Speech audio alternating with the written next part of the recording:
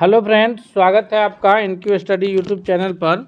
आइए हम लोग आज जो भारतीय राष्ट्रीय आंदोलन पढ़ रहे थे, भारत में राष्ट्रवाद का यानी यह आधुनिक भारत का जो इतिहास है, इससे जो महत्वपूर्ण प्रश्न किए हैं, पिछला 1 से 42 तक का प्रश्न किए हैं। आगे हम लोग देख रहे हैं हमारे स्क्रीन पर ये जो अगला प्रश्न है कि भारतीय राष्ट्रीय कांग्रेस का वह अधिवेशन जिसमें पूर्ण स्वाधीनता दिवस की शपथ ली गई थी, कौन सा अधिवेशन है?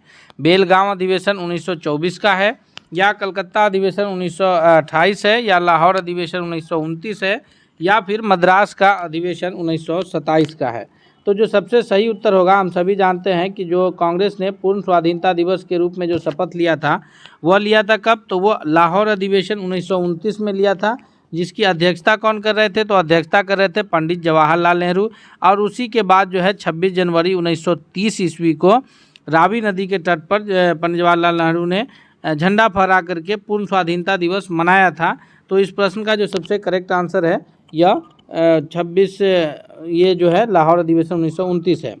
आप सभी जो है इस वीडियो को लाइक और दोस्तों के बीच ज़रूर शेयर कीजिएगा, क्योंकि यह वीडियो आपके 10th बोर्ड एग्जाम्स में भी तथा जितने भी कम्पिटिटिव एग्जाम्स होंगे उन सभी में यह वीडियो सहायक होगा। इसलिए आप इस वीडियो को ज़रूर लाइक कीजिए। चैनल पर अगर आप नए हैं तो इसको ज़रूर सब्सक्राइब कीजिएगा। बढ़ते हैं हम लोग अगले क्वेश्चन की ओर। अगला प्रश्न है हमारे स्क्रीन पर कि अगला क्वेश्चन है कि निम्नलिखित में से कौन सा भारतीय राष्ट्रीय कांग्रेस का अध्यक्ष था जब पूर्ण स्वराज की मांग की गई? तो पूर्ण स्वराज की जब मांग की गई तो उस वक्त भारतीय राष्ट्रीय कांग्रेस का अध्यक्ष कौन था? अभी हम लोग बात किए हैं कि उस वक्त जो अध्यक्ष थे वो थे पंडित जवाहरलाल नेहरू, यानी ऑप्शन नंबर बी जो है वो करेक्ट आंसर होगा।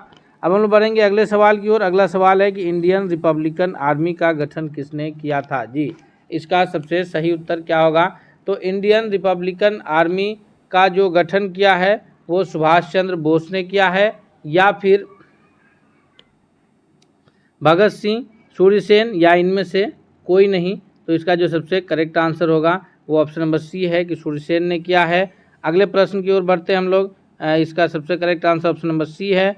नेक्स्ट क्वेश्चन है हमारे स्क्रीन पर कि झंडा सत्याग्रह कब शुरू हुआ? झंडा सत्याग्रह के तहत जो है झंडा लेकर के जो चलने का ये था, तो ये झंडा सत्याग्रह जो शुरू हुआ है यह कब हुआ है? इसका जो सबसे सही उत्तर है वो कौन सा है?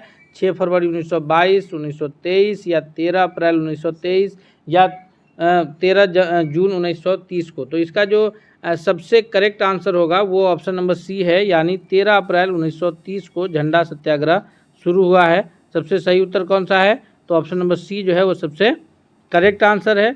अगले क्वेश्चन की ओर बढ़ते हैं कि 26 जनवरी 1930 को किस नदी के तट पर झंडा फहराकर स्वतंत्रता दिवस मनाया गया था? तो अभी हम लोग पीछे किए हैं कि पंडित जवाहरलाल नेहरू की अध्यक्षता में लाहौर अधिवेशन होता है 1929 में कांग्रेस का, तो उसमें पूर्ण स्वाधीनता दिवस ये मनाने का फैसला लिया जाता है। उसके बाद अगले दिन जो है अगले वर्ष जब यानी 1929 के बाद 1930 में पंडित जवाहरलाल नेहरू के द्वारा जो है वो रावी नदी के तट पर झंडा फहरा करके 26 जनवरी 1930 को पूर्ण स्वाधीनता दिवस मनाया जाता है। और यही कारण है कि जब हमारा संविधान 26 नवंबर 1949 को बनकर तैयार था, फिर भी इस दिन को यादगार बनाने के लिए हमारे जो संविधान निर्माता थे, जो उस वक्त के फ्रीडम फाइटर्स लोग थे, जो भी स्वतंत्रता सेनानी थे, उन्होंने क्या किया कि यह दिन कौन सा रखा? यह दिन रखा था 26 जनवरी 1950 का लागू करने के लिए, जिसको हम लोग आज गणतंत्र दिवस के रूप में मनाते हैं, याद रखेंगे। अगला सवाल है कि भगत सिंह के विरुद्ध सरकार की ओर से किसने गवाही दी थी? तो अंग्रेजी सरकार की ओर से जो है भगत सिंह के विरुद्ध जो गवाही देने का कार्य किया है वो कौन किया है? वो फणींद्र नाथ घोष हैं, बैकुंठ शुक्ल है, या चंद्रिका सिंह है, या इनमें से कोई नहीं है। तो इसका जो सबसे सही उत्तर है कि भगत सिंह के विरुद्ध जो है सरकार की ओर से जिन्होंने गवाही दिया है, जिसके वजह से भगत सिंह को फांसी की सज़ा हुई है, वो फणींद्र नाथ घोष हैं। और इसी के कारण जो है फणींद्र नाथ घोष की जो हत्या है वो बैकुंठ शुक्ल कर देते हैं। बाद में इनको भी फांसी दी जाती है इस कारण से, जो कि बिहार से ही रहने वाले थे। बैकुंठ शुक्ल जो है वो बिहार के ही रहने वाले हैं। अगले प्रश्न की ओर बढ़ते हैं। अगला क्वेश्चन है कि चंपारण आंदोलन के समय बिहार के लेफ्टिनेंट गवर्नर कौन थे? यानी बिहार के उपराज्यपाल कौन थे? FG सलाई, एडवर्ड अल्बर्ट गेट हैं, या विलियम टेलर है, या गार्डन रीच वन है। इसमें सबसे करेक्ट आंसर कौन सा होगा? तो उस वक्त जो ये थे चंपारण सत्याग्रह के दौरान जो बिहार के लेफ्टिनेंट गवर्नर थे वो एडवर्ड अल्बर्ट गेट थे, यानी ऑप्शन नंबर बी जो है वो सबसे करेक्ट आंसर होगा। सबसे करेक्ट आंसर कौन सा होगा? ऑप्शन नंबर बी है। अगला है कि चंपारण आंदोलन के समाप्ति के बाद गांधी जी अपने मोतिहारी कार्यालय का जो कार्यभार है वो किसे दिए थे? रामनवमी प्रसाद को, ब्रजकिशोर प्रसाद, श्यामानंदन सहाय या जनकधारी प्रसाद को दिए थे। तो इसका जो सबसे करेक्ट आंसर होगा कि जब चंपारण सत्याग्रह हुआ और उसके समाप्ति के बाद जो मोतिहारी कार्यालय का कार्यभार था वो महात्मा गांधी ने पूर्ण रूप से जनकधारी प्रसाद को दे करके और ये किए थे, यानी option number D correct answer है। अगले सवाल की ओर बढ़ते हैं कि चंपारण सत्याग्रह के दौरान गांधी जी की जान कौन बचाई थी? बत्तख मियाँ, हसरत मोहानी, राजकुमार शुक्ल या इनमें से कोई नहीं। तो इसका जो सबसे सही उत्तर है कि जब चंपारण सत्याग्रह के दौरान गांधी जी चंपारण आए थे तो गांधी जी को जहर दे करके मारने का प्लान किया गया था अंग्रेज़ों के द्वारा। तो उसमें जो है बत्तख मियाँ जा करके बता देते हैं गांधी जी को कि आपके खाने के लिए में जो है वो जहर मिलाने का प्लान है, और गांधी जी की जान बचाने की कोशिश की गई और गांधी जी की जान बच गई, लेकिन बाद में बत्तख मियाँ को फांसी के फंदों पर लटकना पड़ा। तो इसलिए जो है गांधी जी की जान बचाने का जो मेन ये है वो बत्तख मियाँ को क्रेडिट जाता है। ऑप्शन नंबर ए जो है करेक्ट आंसर है। ऐसे कितने लोग जो है देश की आज़ादी में कुर्बान हुए हैं जिसकी गणना करना जो है ये मुमकिन नहीं है। हम ये कह सकते हैं कि हजारों नहीं लाखों लोग जो है उसमें कुर्बान हुए हैं। तो इस तरह के जो इतिहास में नाम हैं उन्हें तो हम ज़रूर याद रखते हैं। बाकी जो गुमनाम सिपाही थे उन्हें भी हम अपनी ओर से एक तरह से ये पेश करते हैं कि उन्हीं के शहादत के बदौलत आज हम लोग आज़ाद देश में रह रहे हैं। तो यह जो चंपारण सत्याग्रह के दौरान गांधी जी की जान बचाई है वो बत्तख मियाँ ने बचाई थी, और राजकुमार शुक्ल के कहने पर गांधी जी चंपारण आए थे। अगला प्रश्न है कि गांधी जी की 11 सूत्री मांगों को लॉर्ड इरविन द्वारा ठुकराए जाने की प्रतिक्रिया के फलस्वरूप कौन सा आंदोलन चला था? यानी जब गांधी जी 11 सूत्री मांग रखे थे और उसको लॉर्ड इरविन ने ठुकरा दिया तो उसके बाद उसको कौन सा ये आंदोलन चला? तो हम सभी जानते हैं कि गांधी जी के जो 11 सूत्री मांग थी उसको ठुकराने के पास जो ये था आंदोलन चला है वो सविनय अवज्ञा आंदोलन चला है, यानी ऑप्शन नंबर डी जो है इसका सबसे करेक्ट आंसर होगा। और उसी के बाद जो है फिर आगे गांधी इरविन समझौता 5 मार्च 1931 को होता है। अगला सवाल है कि सविनय अवज्ञा आंदोलन के रूप में गांधी जी ने दांडी मार्च कब प्रारंभ किया? तो सविनय अवज्ञा आंदोलन की जो शुरुआत गांधी जी किए थे वो दांडी मार्च के द्वारा किए थे। याद रखेंगे 2 प्रमुख तिथि जो है वो महत्वपूर्ण है। गांधी जी जो यात्रा शुरू किए हैं, यात्रा शुरू वो कब किए हैं? तो यात्रा की शुरुआत किए हैं 12 मार्च 1930 ईस्वी को। कहाँ से किए हैं? तो साबरमती आश्रम से 78 अनुयायी के साथ पैदल चले हैं लगातार 25 दिन। 26वें दिन जाकर के 6 अप्रैल 1930 को नमक बना करके कानून तोड़ा है। तो यात्रा प्रारंभ पूछा जा रहा है तो option number C correct answer होगा कि 12 मार्च 1930 को यात्रा शुरू हुआ है। नमक कानून बनाया कब गया है? तो वह 6 अप्रैल 1930 को। इसमें एग्जैक्ट आंसर क्या होगा इसमें कंफ्यूज नहीं होना है। यात्रा शुरू 12 मार्च 1930, नमक कानून बना कब? तो 6 अप्रैल 1930 को। 26 जनवरी 1930 भी याद रखेंगे क्योंकि उस दिन पूर्ण स्वाधीनता दिवस मनाया गया है।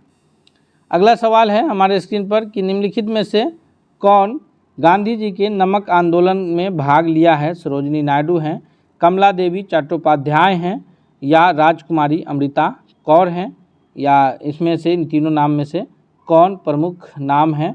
तो इसका जो सबसे करेक्ट आंसर है वो कौन सा होगा? तो ये सभी नाम हैं सरोजिनी नायडू, कमला देवी चट्टोपाध्याय, राजकुमारी अमृता कौर, यानी option number D correct answer हो जाएगा कि ये सभी जो है उसमें सम्मिलित थे।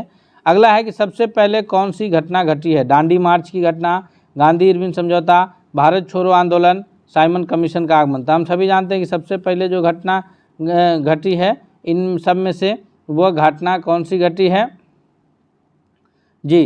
तो इसका जो सबसे करेक्ट आंसर होगा वो डी होगा, क्योंकि 1942 में हुआ है भारत छोड़ो आंदोलन, 1931 में हुआ है गांधी समझौता, इरविन समझौता, 1930 में हुआ है दांडी मार्च, और उससे पहले 1928 में साइमन कमीशन आया था। तो ऑप्शन नंबर डी जो है वो सबसे करेक्ट आंसर होगा। अगले सवाल की ओर बढ़ते हैं हम लोग। अगला सवाल है कि शक्ति के विरुद्ध अधिकार के इस लड़ाई में मैं विश्व की सहानुभूति चाहता हूँ, यह कथन किस आंदोलन के दौरान कहा गया था? असहयोग आंदोलन के दौरान, या गांधी जी की दांडी सत्याग्रह के दौरान, या व्यक्तिगत सत्याग्रह के दौरान, या फिर भारत छोड़ो आंदोलन के दौरान? तो यह जो कथन है कि शक्ति के विरुद्ध इस लड़ाई में मैं विश्व की सहानुभूति चाहता हूँ, यह गांधी जी यह कथन कहे थे कब? यह कहे थे गांधी जी दांडी यात्रा के दौरान, यानी ऑप्शन नंबर बी जो है वो करेक्ट आंसर होगा।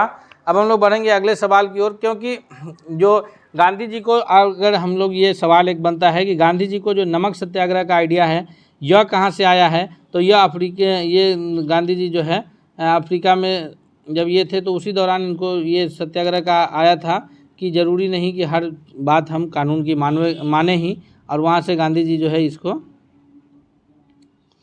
अगले सवाल की ओर बढ़ते हैं कि नमक सत्याग्रह के समय गांधी जी के गिरफ्तार हो जाने के बाद आंदोलन के नेता के रूप में उनका स्थान कौन लिए थे? अब्बास तैयब जी, वल्लभ भाई पटेल, जवाहरलाल नेहरू, या अबुल कलाम आज़ाद जी? 58वां नंबर प्रश्न है हमारे स्क्रीन पर। तो जब गांधी जी को नमक सत्याग्रह के दौरान गिरफ्तार कर लिया गया था तो उसमें जो है ये उनका स्थान जो लिए हैं वो अब्बास तैयब जी हैं, यानी ऑप्शन नंबर ए जो है वो सबसे करेक्ट आंसर है। अगले सवाल की ओर बढ़ते हैं कि लाल कुर्ती दल गठित किया गया था स्वतंत्र पख्तूनिस्तान बनाने के लिए, या पाकिस्तान का सृजन निश्चित करने के लिए, या अंग्रेज़ों को निकालने के लिए, या फिर स्वतंत्र के पश्चात भारत को एक साम्यवादी देश बनाने के लिए? तो जो सबसे करेक्ट आंसर है लाल कुर्ती जो संगठन है इसका जो बनाने हैं इन्हें जो बनाए हैं वो खान अब्दुल गफ्फार खान ने इसका गठन किए थे, जिनको सीमांत गांधी के नाम से जाना जाता है। हर एक प्रश्न के विश्लेषण को हम इस प्रकार बता रहे हैं कि एक प्रश्न से आपके कई सारे प्रश्नों का उत्तर मिलेगा, याद रखिएगा। तो सीमांत गांधी जो है कहलाते हैं कौन? खान अब्दुल गफ्फार खान, और वो खुदाई खिदमतगार का ये किए थे, और से जो लोग थे वो लाल कुर्ती दल के लोग कहलाते थे, यानी ऑप्शन नंबर सी जो है वो करेक्ट आंसर होगा। जब आप पढ़ते हैं यूरोप में राष्ट्रवाद तो वहाँ एक लाल कुर्ती का जो संगठन है वो अलग है। भारत के राष्ट्रवाद में ये लाल कुर्ती का संगठन जो है ये सीमांत गांधी खान अब्दुल गफ्फार खान के द्वारा स्थापित किया गया था। अगला सवाल है कि 1929 में खुदाई खिदमतगार को किसने संगठित किया था? जी, तो इसका वही जवाब है कि खुदाई खिदमतगार जो है वो खान अब्दुल गफ्फार खान ने ये किया था, यानी ऑप्शन नंबर ए जो है वो सबसे करेक्ट आंसर है। अगला है कि सविनय अवज्ञा आंदोलन जो नमक सत्याग्रह से शुरू होता है, सविनय अवज्ञा आंदोलन कहाँ से शुरू होता है? नमक सत्याग्रह से शुरू होता है। तो इस आंदोलन के समय भारत के वायसराय कौन थे? तो हम सभी जानते हैं कि जब गांधी जी उन्हें अपना जो 11 सूत्री मांग रखे थे उसे ठुकराए जाने के बाद गांधी जी ने नमक सत्याग्रह के द्वारा सविनय अवज्ञा आंदोलन शुरुआत किए थे। तो सविनय अवज्ञा आंदोलन के समय जो यहाँ के वायसराय थे वो थे कौन? लॉर्ड इरविन थे। उसके बाद आगे चल के उनसे एक गांधी इरविन समझौता होता है जिसको दिल्ली समझौता के नाम से भी जाना जाता है। अगला सवाल है कि जियाल रंग आंदोलन कहाँ प्रारंभ हुआ था? जियाल रंग आंदोलन जो है यह एक जनजातीय आंदोलन था। उस वक्त का जो जनजातीय आंदोलन था उसको जियाल रंग आंदोलन के नाम से जाना जाता है। यह जो शुरू हुआ है यह कहाँ हुआ है? नागालैंड, त्रिपुरा, मणिपुर। तो यह मणिपुर और नागालैंड में हुआ है, यानी ऑप्शन नंबर डी जो है वो करेक्ट आंसर होगा। अगले सवाल की ओर बढ़ते हैं कि बेगूसराय के चौकीदारी टैक्स के विरुद्ध आंदोलन का हिस्सा था। ये बहुत ही इंपॉर्टेंट प्रश्न है, याद रखिएगा। जितने भी कम्पिटिटिव एग्जाम्स होते हैं उसमें अक्सर ये प्रश्न आते हैं। अभी फिलहाल में जो बीपीएससी के द्वारा शिक्षक भर्ती परीक्षा हुआ है उसमें भी यह प्रश्न पूछा गया है कि बेगूसराय में जो चौकीदारी टैक्स के विरुद्ध जो ये आंदोलन का हिस्सा था ये कौन से आंदोलन का हिस्सा था? तो यह जो आंदोलन का हिस्सा था असहयोग, सविनय अवज्ञा, खिलाफत या भारत छोड़ो। तो यह सविनय अवज्ञा आंदोलन के दौरान यह चौकीदारी कर के विरुद्ध जो है बेगूसराय, बिहार के बेगूसराय में लोग जो है इसका विरोध किए थे। अगले सवाल की ओर बढ़ते हैं कि 5 मार्च 1931 को किनके बीच समझौता हुआ है? हैले गांधी के बीच समझौता हुआ है, या फिर गांधी साइमन के बीच समझौता हुआ है, या गांधी इरविन के बीच समझौता हुआ है, या गांधी इमर्सन के बीच समझौता हुआ है? तो 5 मार्च 1931 का जो समझौता है वो महात्मा गांधी और लॉर्ड इरविन के बीच समझौता हुआ है। ऑप्शन नंबर सी जो है वो करेक्ट आंसर है। अगला सवाल है कि निम्नलिखित में से किसका स्थगन गांधी जी इरविन समझौते के बाद किया जाना प्रस्तावित था? यानी 5 मार्च 1931 को जो गांधी इरविन समझौता हुआ उसके पश्चात कौन से आंदोलन को रोकना था, गांधी जी इस पर सहमति जताए थे। तो वह आंदोलन था, चूँकि गांधी जी जो आंदोलन उस वक्त चल रहा था गांधी इरविन समझौता के दौरान, उस वक्त आंदोलन चल रहा था सविनय अवज्ञा आंदोलन, तो उसी आंदोलन को स्थगित करना था तथा उसके बाद जो है दूसरा गोलमेज सम्मेलन में हिस्सा भी लेने के लिए राजी किया गया था। और हिस्सा लेने गांधी जी अकेले कांग्रेस के प्रतिनिधि के रूप में जाते भी हैं, तो ये हम लोग याद रखेंगे। अगला सवाल है कि गांधी इरविन समझौता के अंतर्गत वायसराय इरविन के द्वारा निम्नलिखित में से कौन सी बातें मानी गई थी। पहला है कि राजनीतिक बंदियों पर हिंसा के आरोप हैं, उन्हें छोड़कर शेष को रिहा कर दिया जाएगा। क्योंकि गांधी जी ये मानते थे कि लड़ाई को हिंसात्मक ढंग से नहीं जीता जा सकता है, हमें इस लड़ाई को जीतने के लिए अहिंसा का सहारा लेना पड़ेगा। तो जो लोग भी हिंसक के आरोप में बंदी थे तो उनको छोड़ के बाकी को रिहाई की मांग की गई थी। दूसरा था कि समुद्र किनारे नमक बनाने का अधिकार लोगों को प्राप्त हो और भारतीय लोग शराब और विदेशी वस्तु की दुकान पर कानून के सीमा के भीतर रह करके धरना दे सकते हैं। तो ये सारे तरह की जो है ये मांगे उस वक्त रखी गई थी। तो यानी इन तीनों पर सहमति बनी थी। ऑप्शन नंबर डी जो है करेक्ट आंसर होगा, इन तीनों बातों पर सहमति उस वक्त बनी थी। अगला है कि प्रथम गोलमेज सम्मेलन फर्स्ट राउंड टेबल कॉन्फ्रेंस के बारे में निम्नलिखित में से कौन सा कथन गलत है। यह 1930 में आयोजित हुआ था, हालांकि यह सही कथन है। अगला है कि साइमन कमीशन के आयोग की रिपोर्ट पर चर्चा करनी थी, ये भी सही कथन है। अगला है कि यह आयोजन लंदन में हुआ था, जो कि सही है। इसमें कांग्रेस के प्रतिनिधि मंडल ने भाग लिया था, तो ये गलत है, क्योंकि ये जो है प्रथम और तीसरा दिन ये दोनों कॉन्फ्रेंस में कांग्रेस का प्रतिनिधि नहीं जाता है। केवल दूसरा गोलमेज सम्मेलन में, जो कि हालांकि वो भी असफल हो गया था, कांग्रेस के प्रतिनिधि जाते हैं। प्रथम गोलमेज सम्मेलन 1930 में हुआ है, करेक्ट है। इसमें साइमन आयोग की जो रिपोर्ट थी उस पर चर्चा करना था, सही है। इसमें आयोजन लंदन में हुआ, ये भी सही है, लेकिन इसमें कांग्रेस का प्रतिनिधि हिस्सा नहीं लिया। प्रथम और तीसरा दोनों में कांग्रेस हिस्सा नहीं लेती है। कांग्रेस केवल हिस्सा किसमें लेती है, तो दूसरा गोलमेज सम्मेलन में, और वो 1931 में होता है, और उसमें कांग्रेस की ओर से अकेले प्रतिनिधि के रूप में जाते हैं कौन, महात्मा गांधी। अगला सवाल है कि कांग्रेस किस गोलमेज सम्मेलन में हिस्सा लिया है। तो इसमें हम लोग बिना देर किए हुए आगे बढ़ेंगे कि केवल द्वितीय गोलमेज सम्मेलन में हिस्सा लिया है, यानी option number B correct answer होगा जी। अगले सवाल की ओर बढ़ते हैं। दोस्तों, आप लोग अगर चैनल पर नए हैं, अब तक चैनल को सब्सक्राइब नहीं किया है, और तो हम आपसे गुजारिश करेंगे कि आप जरूर चैनल को सब्सक्राइब कीजिए। आपको वीडियो पसंद आ रहा है तो आप फ़ायदा भी उठाइए, दोस्तों के बीच भी इसको शेयर कीजिए, ताकि सभी शिक्षक साथी इससे फ़ायदा उठाए। जो भी शिक्षक हैं या जो भी जिस तरह के भी कम्पिटिटिव एग्ज़ाम्स का सहारा ले रहे हैं, उन सब के लिए यह वीडियो लाभकारी है। साथ ही साथ यह बोर्ड एग्ज़ाम्स के लिए भी बहुत इंपॉर्टेंट है। बिहार बोर्ड में अब 50 नंबर का जो ऑब्जेक्टिव्स होता है उसमें भी यह बहुत सहायता करेगा। तो उन बच्चों के बीच भी आप शेयर कीजिए, जो बच्चे तैयारी अपना किए हैं वो इससे के जरिए मूल्यांकन भी कर सकते हैं। अगला सवाल है कि निम्नलिखित में से किन व्यक्तियों ने द्वितीय गोलमेज सम्मेलन में भाग लिया है। महात्मा गांधी, सरोजिनी नायडू, मदन मोहन मालवीय, मौलाना आज़ाद। तो महात्मा गांधी केवल अकेले प्रतिनिधि के रूप में गए थे, यहाँ से कांग्रेस के अकेले प्रतिनिधि के रूप में गए थे। मौलाना आज़ाद कांग्रेस से जुड़े हुए लीडर हैं, तो वो तो जाएंगे नहीं, क्योंकि कांग्रेस के अकेले प्रतिनिधि थे महात्मा गांधी। मदन मोहन मालवीय अलग संगठन के लीडर थे, सरोजिनी नायडू भी गई थी, यानी option number C correct answer होगा कि महात्मा गांधी, सरोजिनी नायडू और मदन मोहन मालवीय तीनों गए थे, लेकिन मौलाना आज़ाद नहीं गए थे। अगला है कि द्वितीय गोलमेज सम्मेलन किस प्रश्न पर असफल रहा। तो द्वितीय गोलमेज सम्मेलन जो है वो सांप्रदायिक प्रतिनिधित्व पर असफल रहा, या डोमिनियन स्टेट प्रदान करना था, या सत्ता के हस्तांतरण की तिथि थी, या सविनय अवज्ञा आंदोलन का स्थगन करना था, किस पर असफल रहा। तो जो द्वितीय गोलमेज सम्मेलन जो है उसके असफल होने का जो सबसे बड़ा प्रमुख कारण था वह था सांप्रदायिक प्रतिनिधित्व, जिसके कारण द्वितीय गोलमेज सम्मेलन जो है वो प्रमुख रूप से असफल रहा। ऑप्शन नंबर ए जो है वो करेक्ट आंसर है। अगला सवाल की ओर बढ़ते हैं कि उस भारतीय का क्या नाम था जिसने तीनों गोलमेज सम्मेलन में हिस्सा लिया था। B.R. अम्बेडकर, महात्मा गांधी, मोहम्मद अली जिन्ना, तेज बहादुर सप्रू, उपयुक्त में से कोई नहीं, एक से अधिक। जी, ये इस तरह के प्रश्न अक्सर BPSC में पूछे जाते हैं, याद रखिएगा। तो B.R. अम्बेडकर ने तीनों में हिस्सा लिया है, जिन्ना ने भी लिया है, तो ये जो करेक्ट आंसर हो जाएगा वो ऑप्शन नंबर ई हो जाएगा कि एक से अधिक। महात्मा गांधी केवल दूसरा में लिए हैं, तो जो ऑप्शन सही होगा वो ऑप्शन नंबर ई इसमें करेक्ट आंसर होगा।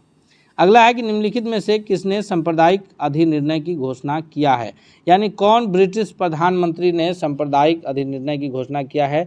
नेविल चैम्बरलेन ने किया है, विंस्टन चर्चिल ने किया है, या रैमजे मैकडोनाल्ड ने किया है, या स्टेनले बाल्डविन ने किया है। तो 72वां नंबर क्वेश्चन का जो सबसे करेक्ट आंसर होगा कि ये जो घोषणा करने का कार्य किया है ये रैमजे मैकडोनाल्ड ने किया है। इसी वजह से उस सांप्रदायिक पंचायत को मैकडोनाल्ड का घोषणा पत्र भी कहा जाता है। ऑप्शन नंबर सी जो है वो करेक्ट आंसर होगा जी। अगला सवाल है कि 16 अगस्त 1932 के रैमजे मैकडोनाल्ड के सांप्रदायिक पंचायत के द्वारा पहली बार एक पृथक निर्वाचन समूह किसके लिए बनाया गया था। मुसलमानों के लिए, भारतीय ईसाइयों के लिए, एंग्लो इंडियंस के लिए, या फिर दलितों के लिए। तो इसका जो सबसे करेक्ट आंसर है कि 1932 में जो रैमजे मैकडोनाल्ड की सांप्रदायिक पंचायत के द्वारा पहली बार पृथक निर्वाचन समूह बनाया गया था वो दलितों के लिए। अगले क्वेश्चन की ओर बढ़ते हैं हम लोग। अगला प्रश्न है कि महात्मा गांधी ने पहला आमरण अनशन कब प्रारंभ किया था जी।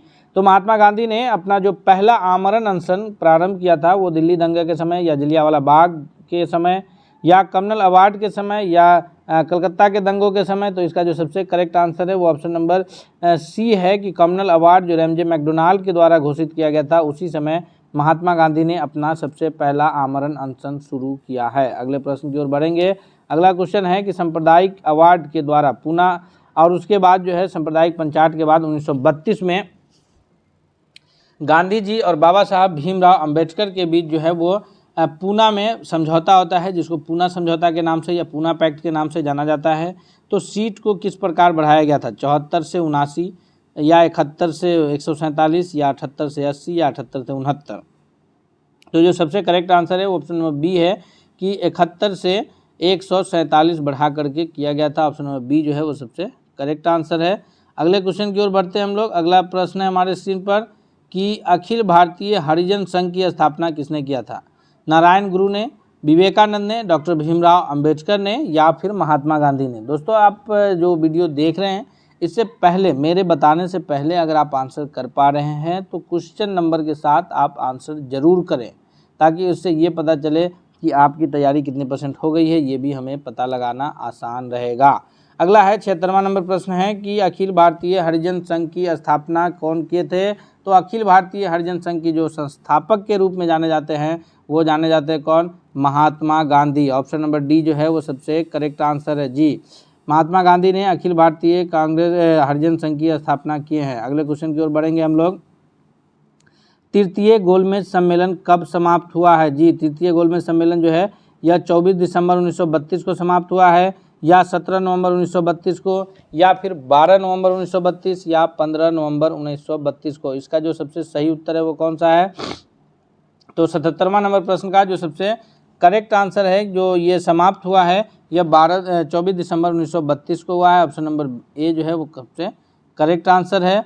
अगला है कि किस ब्रिटिश प्रधानमंत्री ने क्रिप्स प्रस्ताव की घोषणा की थी। क्लेमेंट एटली ने, चर्चिल ने, पामस्टर ने, या इनमें से कोई नहीं जी। तो इसका जो सबसे सही उत्तर है कि जो ब्रिटिश प्रधानमंत्री ने क्रिप्स प्रस्ताव की घोषणा की है वो विंस्टन चर्चिल के रूप में जाने जाते हैं। ऑप्शन नंबर बी जो है वो करेक्ट आंसर है। अगला सवाल है कि क्रिप्स प्रस्ताव की घोषणा कब की गई थी जी। क्रिप्स प्रस्ताव की घोषणा जो है यह 11 जनवरी 1942 को किया गया है, या फिर 11 फरवरी 1942 को किया गया है, या 11 मार्च 1942 को, या 11 अप्रैल 1942 को। तो इसका जो सबसे सही उत्तर है, इसका जो घोषणा हुआ है वह 11 मार्च 1942 को, यानी ऑप्शन नंबर सी सबसे करेक्ट आंसर होगा जी। अगला क्वेश्चन है कि क्रिप्स प्रस्ताव किसके नेतृत्व में गठित हुआ है। स्टेफर्ड क्रिप्स के नेतृत्व में, जॉन साइमन के नेतृत्व में, या फिर लैंस डाउन के नेतृत्व में। तो ये स्टेफर्ड क्रिप्स के नेतृत्व में हुआ था, इसलिए इसको क्रिप्स प्रस्ताव के नाम से जाना भी जाता है। ऑप्शन नंबर ए जो है करेक्ट आंसर है। अगला है कि किसने क्रिप्स प्रस्ताव को पोस्ट डेटेड चेक कहा था। ये क्रिप्स प्रस्ताव जब भारत आया तो उसको जो है पोस्ट डेटेड चेक क्यों कहा गया, किसने कहा था। वो जवाहरलाल नेहरू ने कहा है, महात्मा गांधी ने कहा है, सरदार वल्लभ भाई पटेल ने कहा है, या फिर डॉक्टर राजेंद्र प्रसाद ने कहा है। तो ये जो है 81 नंबर प्रश्न, इसका सबसे करेक्ट आंसर होगा ऑप्शन नंबर बी, यानी महात्मा गांधी ने इसे जो है पोस्ट डेटेड चेक के रूप में कहा है। अगला है क्रिप्स प्रस्ताव के उद्देश्य में शामिल नहीं था। द्वितीय विश्व युद्ध में भारतीयों का जो जी, द्वितीय विश्व युद्ध में भारत का समर्थन, भारत स्वतंत्रता की स्पष्ट तिथि, डोमिनियन स्टेट का दर्जा, या फिर संविधान निर्माण परिषद का गठन। तो इसका जो सबसे सही उत्तर है वह है कि भारत के स्वतंत्र की स्पष्ट तिथि का ये शामिल इसमें नहीं था। अगला है कि क्रिप्स प्रस्ताव को कब वापस ले लिया गया है?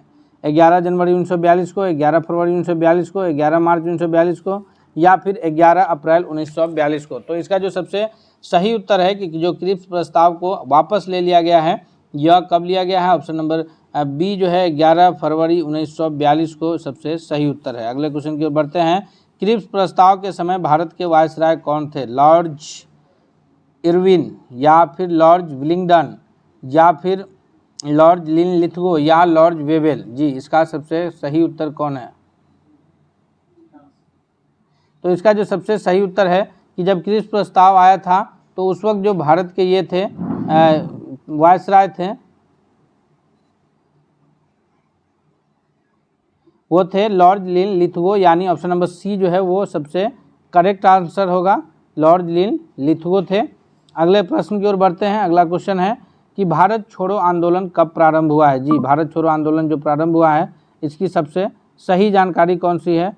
तो इसका जो सबसे करेक्ट आंसर है, भारत छोड़ो आंदोलन जो प्रारंभ हुआ है वो 9 अगस्त 1942 को, हम सभी जानते हैं। ऑप्शन नंबर ए जो है वो सबसे करेक्ट उत्तर है। अगले सवाल की ओर बढ़ते हैं। अगला सवाल कौन सा है देखते हैं। अगला सवाल है कि WG आर्चर के द्वारा राजेंद्र प्रसाद को 9 अगस्त 1942 को गिरफ्तार करके कहाँ भेजा गया? भारत छोड़ो आंदोलन जब शुरुआत हुआ तो WG आर्चर ये जो है डॉक्टर राजेंद्र प्रसाद को गिरफ्तार करके कैंप जेल में भेजे, हजारीबाग जेल में, बांकीपुर जेल में, भागलपुर जेल में। तो इसका जो सबसे करेक्ट आंसर है कि WG आर्चर ने जो गिरफ्तार करके भेजे थे वो बांकीपुर जेल में डॉक्टर राजेंद्र प्रसाद को गिरफ्तार करके भेज दिए थे। बाकी महात्मा गांधी को जो है गिरफ्तार करके कहाँ रखा गया था? तो वो आगा खां पैलेस में रखे थे।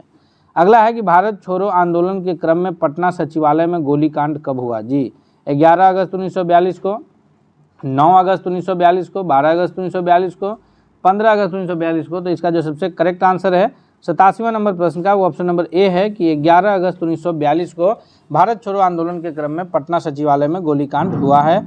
अगला सवाल है कि भारत छोड़ो आंदोलन के क्रम में पटना सचिवालय गोलीकांड में शहीद होने वालों में निम्न में से कौन शामिल नहीं थे? उमाकांत प्रसाद सिन्हा हैं, डॉक्टर राजेंद्र सिंह हैं, रामानंदन सिंह हैं, सीताराम केसरी हैं। जी, 88वां नंबर प्रश्न का सबसे जो सही उत्तर है वो ऑप्शन नंबर डी है कि सीताराम केसरी नहीं है, बाकी सारे लोग उसमें शहीद हो गए थे। अगला सवाल है कि भारत छोड़ो आंदोलन के दौरान सरकार ने निम्न में से कौन सी अखबार का प्रकाशन किया है? Bihar news, Patna news, India news, India nation. तो इसका जो सबसे करेक्ट आंसर है कि भारत छोड़ो आंदोलन के दौरान सरकार की ओर से जो अखबार का प्रकाशन किया गया है वो इंडिया नेशन के नाम से जाना जाता है। ऑप्शन नंबर डी सबसे सही उत्तर है। अगला है कि बिहार में किस स्थान के युवकों ने ब्रिटिश शासन का मुकाबला करने के लिए ध्रुव दल का गठन किया था? जी, इसका सबसे करेक्ट आंसर कौन होगा? तो इसका जो सबसे करेक्ट आंसर होगा कटिहार, डेहरी, बिहार शरीफ, मुजफ्फरपुर। तो जो सबसे सही उत्तर है वो ऑप्शन नंबर ए है कि कटिहार के लोगों ने जो है ध्रुव दल का गठन किया है। ऑप्शन नंबर ए जो है वो सबसे सही उत्तर है। अगले क्वेश्चन की ओर बढ़ते हैं। 51वां नंबर प्रश्न है। 91वें नंबर, भारत छोड़ो आंदोलन से उत्पन्न दंगे किस एरिया में सबसे अधिक था? यह एरिया जो है बिहार, बंगाल, गुजरात, संयुक्त प्रांत, निम्नलिखित में से जो सही विचार है वो करना है। तो ये बिहार और संयुक्त प्रांत में सबसे अधिक था, यानी पहला और चौथा होगा। ऑप्शन नंबर डी इसके हिसाब से सबसे करेक्ट आंसर होगा। जी, सबसे correct answer option number D होगा। अगला है कि जयप्रकाश नारायण किस आंदोलन से संबंधित है? चंपारण सत्याग्रह से, असहयोग आंदोलन से, व्यक्तिगत सत्याग्रह से, या फिर भारत छोड़ो आंदोलन से? तो चंपारण सत्याग्रह 1917 में हुआ था, जो गांधी जी आए थे चंपारण राजकुमार शुक्ल के कहने पर। असहयोग आंदोलन 1920 के आसपास में हुआ है, और जो कि जलियांवाला बाग हत्याकांड के विरुद्ध हुआ है। व्यक्तिगत सत्याग्रह जो है, जो पहले सत्याग्रही है वो आचार्य विनोबा भावे हैं। भारत छोड़ो आंदोलन 1942 में शुरू हुआ है, जयप्रकाश नारायण जो है उसमें प्रमुख रूप से हिस्सा लिए हैं। ऑप्शन नंबर डी इसका सबसे सही उत्तर है। अगला है कि जयप्रकाश नारायण ने युवकों को गुरिल्ला युद्ध में प्रशिक्षित करने के लिए आज़ाद दस्ता का गठन कहाँ किया था? जी, इसका सबसे सही उत्तर क्या होगा? तो इसका जो सबसे करेक्ट आंसर होगा वो कौन सा होगा? आज़ाद दस्ता का गठन कहाँ किया था? तो इसका नेपाल, भागलपुर, पटना में तो इसका जो सबसे सही उत्तर है वो कौन सा होगा? इसका जो सबसे करेक्ट आंसर है वो ऑप्शन नंबर ए है, यानी नेपाल में किया गया था। अगले सवाल की ओर बढ़ते हैं हम लोग। अगला सवाल है कि बिहार के लिए गठित आज़ाद परिषद के संयोजक कौन थे? सूरज नारायण सिंह, जयप्रकाश नारायण सिंह, या फिर सियाराम सिंह, या राम मनोहर लोहिया। तो बिहार में जो गठित आज़ाद परिषद था उसके संयोजक जो थे वो राम मनोहर लोहिया थे। ऑप्शन नंबर डी जो है वो करेक्ट आंसर है। अगला सवाल है कि आज़ाद दस्ता का गठन क्यों हुआ था? अंग्रेजों की हत्या करने के लिए, तोड़फोड़ की कार्रवाई करने के लिए, या फिर युद्ध के कार्यों में सरकार को बाधा पहुंचाने के लिए? तो इसका जो सबसे सही उत्तर है ऑप्शन नंबर ए गलत है, क्योंकि जो भी लड़ाई लड़ा गया था वो सारा अहिंसात्मक ढंग से लड़ा गया था, तो हत्या का चर्चा तो हो ही नहीं सकता है। तो जो सबसे सही उत्तर है ऑप्शन नंबर डी होगा, यानी कि जो गठन हुआ था वो दोनों के लिए हुआ है। अगले सवाल की ओर बढ़ते हैं। अगला सवाल कौन सा है देखते हैं। तो अगला सवाल है कि भारत छोड़ो आंदोलन के समय भारत के वायसराय कौन थे? जी, 96 नंबर प्रश्न है कि भारत छोड़ो आंदोलन के समय भारत के वायसराय कौन थे? Lord Irwin, Lord Willingdon, Lord लिन। भारत छोड़ो आंदोलन के समय जो ये थे वो कौन थे? वो थे लॉर्ड लिन लिथगो। ऑप्शन नंबर सी जो है वो करेक्ट आंसर होगा। अगला सवाल है कि भारत छोड़ो आंदोलन के समय महात्मा गांधी द्वारा दिया गया नारा कौन था? हे दिल्ली चलो, हे राम, करो या मरो। तो इसका जो सबसे सही जवाब है कि भारत छोड़ो आंदोलन के समय जो महात्मा गांधी कहते कि डू एंड डाई का नारा दिए थे, यानी या तो करो या फिर मरो। ये नारा ऑप्शन नंबर सी जो है वो सबसे करेक्ट आंसर है। अगला है कि भारत छोड़ो आंदोलन के समय कांग्रेस के अध्यक्ष कौन थे? तो भारत छोड़ो आंदोलन का जब चल रहा था 1942 में, उस वक्त जो कांग्रेस की अध्यक्षता कर रहे थे वो जवाहरलाल नेहरू कर रहे थे, सरोजिनी नायडू कर रही थी, या फिर मौलाना अबुल कलाम आज़ाद कर रहे थे। तो भारत छोड़ो आंदोलन के समय कांग्रेस का नेतृत्व मौलाना अबुल कलाम आज़ाद के हाथों में था। ऑप्शन नंबर सी सबसे सही उत्तर है। अगला है कि भारत छोड़ो आंदोलन के समय निम्न में से कौन सा हजारीबाग के जेल से फरार हुए थे? जी, ये प्रश्न जो भी है 67वीं बीपीएससी में पूछा गया था। ये जब जो कैंसिल हुआ है उसमें कि जो भारत छोड़ो आंदोलन के समय हजारीबाग जेल से फरार होने वाले नाम कौन है? राम मनोहर लोहिया है, अरुणा आसफ अली हैं, या फिर जयप्रकाश नारायण हैं। तो इसका जो सबसे सही जवाब है कि जो हजारीबाग जेल से फरार हुए थे वो जयप्रकाश नारायण थे। ऑप्शन नंबर सी जो है वो करेक्ट आंसर होगा। 100वां नंबर प्रश्न है कि भारत छोड़ो आंदोलन के समय गांधी जी के कैद करके कहाँ रखा गया था? जी, भारत छोड़ो आंदोलन के समय जो गांधी जी को कैद करके रखा गया था, पूना जेल, आगा खां पैलेस, बांकीपुर जेल, या हजारीबाग जेल? तो हजारीबाग जेल में जयप्रकाश नारायण थे जो जेल से भाग गए थे। बांकीपुर जेल में डॉक्टर राजेंद्र प्रसाद को रखा गया था। गांधी जी को कहाँ रखा गया था? तो आगा खां पैलेस में। ऑप्शन नंबर बी जो है वो करेक्ट आंसर होगा। जी, तो इस तरह से हम लोग अभी 100 प्रश्न कंप्लीट किए। पीछे जो हम लोग कंप्लीट किए थे वो 42 और ये यहाँ 100 प्रश्न कंप्लीट हुआ। आगे का सीरीज आपको जल्द मिलेगा। तब तक के लिए धन्यवाद। आप इस वीडियो को दोस्तों के बीच शेयर कीजिए, तथा आप इसका चैनल पर अगर नए हैं तो चैनल को जरूर सब्सक्राइब कीजिए। मिलते हैं अगले वीडियो के साथ। बहुत बहुत धन्यवाद।